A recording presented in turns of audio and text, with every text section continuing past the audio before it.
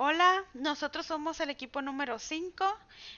Nosotros somos Gabriela, David, Andrés y Alejandra y vamos a hablarles sobre lo que es el proceso de la consolidación de la burguesía. Pasamos al proletario y terminamos con el Estado-Nación.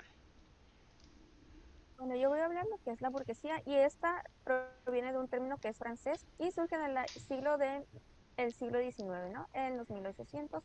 Esta es considerada como una clase social dominante y en sus inicios varios comerciantes invirtieron en lo que fueron las industrias, por lo cual estas despegaron y se hicieron mucho más ricos. La consolidación de la burguesía, esta surge en lo que es la política durante la primera parte del siglo XIX, después de las revoluciones políticas de 1850. Los burgueses afianzaron parte del poder político y la burguesía llegó como un nuevo modelo económico, lo que causó un inconformismo en la clase obrera o proletaria. El proletariado. El proletariado siempre se ha visto como lo que es esa clase social compuesta por trabajadores y normalmente eran personas muy pobres. Este Este término se llegó a concretar con Marx, pero anteriormente con los antiguos griegos ya existían y se le daba este nombre a esas personas que trabajaban para que otra persona se hiciera rica o con el capital de otra persona. Y siendo este el proletariado un siempre siendo un el sistema o la clase social que fue dominante por un burgués.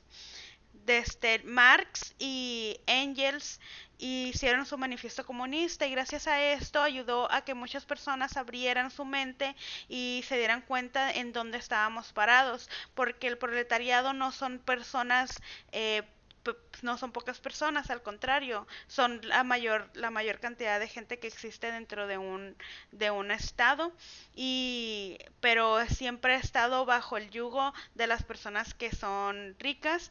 En aquel tiempo se le llamaron burgueses, hoy normalmente lo llamamos capitalistas. El Estado-Nación.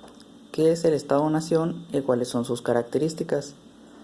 El Estado-Nación es una forma de organización política y nacional que se caracteriza por tener un territorio delimitado, una población constante y un gobierno. De no cumplirse con cualquiera de estos tres requisitos, no se podría considerar un Estado-Nación. El Estado-Nación surge al final de la Guerra de los 30 años, en 1648, mediante el Tratado de Westfalia. Lo que hace este tratado es acabar con el orden feudal y dar paso a organizaciones territoriales definidas en torno a un gobierno que reconocía sus límites y poder. El término Estado Nacional, que suele utilizarse indistintamente junto al término Estado, se refiere más apropiadamente a un Estado identificado con una sola nación. Tras el proceso de descolonización de mediados del siglo XX, esta forma de Estado ha llegado a ser la más común, de modo que la inmensa mayoría de estados se consideran estados nacionales. Aquí tenemos una línea del tiempo en donde nos fue marcando cómo fueron sucediendo las cosas. Por ejemplo, en 1800 tenemos la consolidación de la burguesía.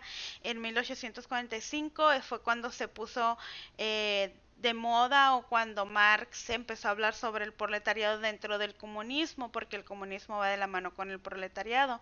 Y después en 1850 siguen siendo los burgueses quienes están al mando y después de 1800 sigue siendo esta lo que nosotros vemos como riqueza trascendental, que quiere decir que solamente estamos trabajando para crear y obtener riquezas, así como los bienes y servicios que puedan estar a nuestro alcance.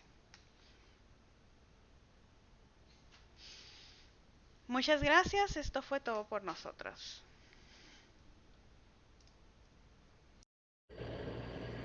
De manera de conclusión, podríamos decir que la burguesía se caracteriza por poseer medios de producción y gracias a esto establecer una relación mercantil con el proletariado, que al no poseer estos medios debe vender su fuerza de trabajo a la burguesía. Por otro lado, el proletariado sería la clase social trabajadora que no es dueña de ningún medio productivo y que no puede controlar su propia producción. Y por último, el Estado de la Nación. Es una forma de organización política y nacional que surge después de la guerra de los años 30. Y gracias a este tipo de tratado se acabó el feudalismo y disminuyó.